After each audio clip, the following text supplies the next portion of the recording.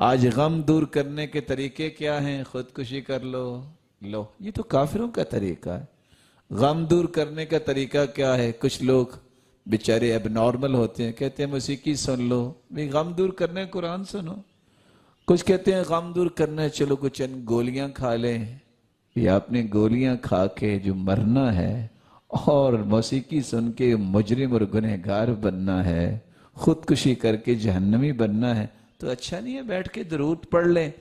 رسول اللہ صلی اللہ علیہ وسلم نے صحابی سے کہا کہ درود پڑھا کرو. لمبی حدیث ہے کہ اللہ کے رسول کتنا درود پڑھ لیا کروں؟ آپ نے فرمایا جتنا میں پڑھ لو اچھا ہے. کہا اگر آدھا درود اور آدھی دعا تو ٹھیک ہے. کہا اگر اس سے بھی زیادہ پڑھ لو تو بہتر.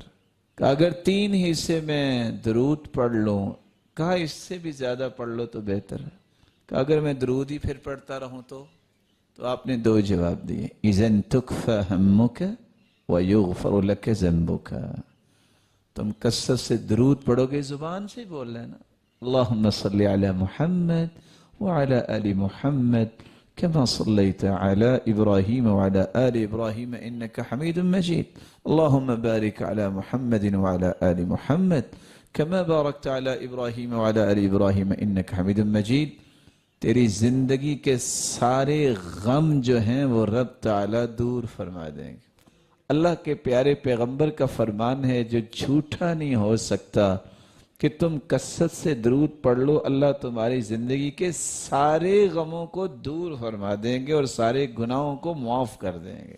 ایک غم نہیں کہا، تیرے غموں کو دور فرما دیں گے.